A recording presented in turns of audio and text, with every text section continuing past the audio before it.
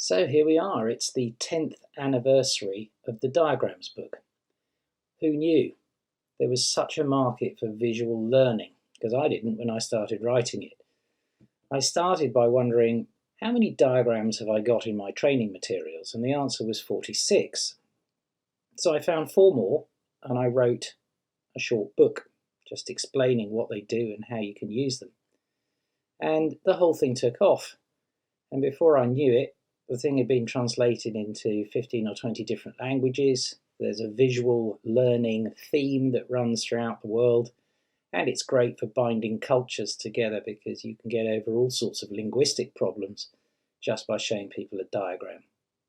So here we are at the 10th anniversary, and I decided to add another 40 diagrams. So there are now 100 of them in there, and there's lots of fun new material.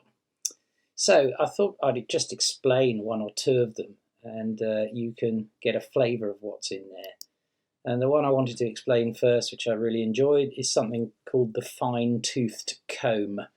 Now, I actually did invent this myself, and really it was part of the whole business of how do senior people in companies manage people, and are they any good at it?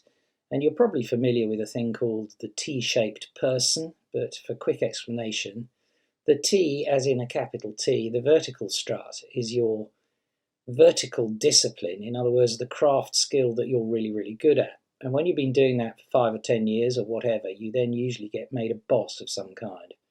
The question then is, do you have a crossbar across your T at the top? In other words, do you have breadth of emotional intelligence to get on with lots and lots of people? Or are you just good at that one vertical thing? So my analogy for the new modern manager is a fine-toothed comb, which you can see. And the essence of that is that you have to be very, very good at interacting with all sorts of subject matter and different types of experts, and know just enough about those topics to not be embarrassed or caught out. And those are the small downward struts. So that's the fine-toothed comb. Next up is the essential intent grid, and I rather like this because it's trying to get to grips with whether something that you say to a company by way of a mission statement, vision, all that type of thing, is actually any help or motivating. And in this grid you can probably see what this author is trying to say. This is Greg McKeown in his book Essentialism, which is really good, is that if you have a vision or mission, it might be inspirational, but it's general. And because it's general, it's quite vague for people to apply every day.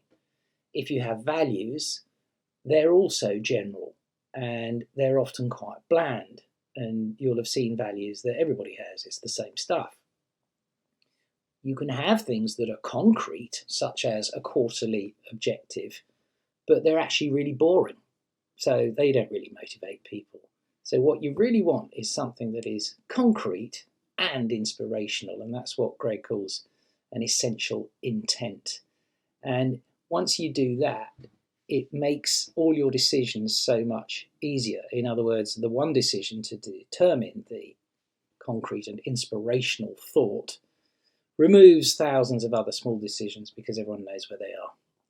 And finally, that's enough from me. Just have a little bit of fun. This is how a flow chart can completely ruin everybody's life. In a way, they look good.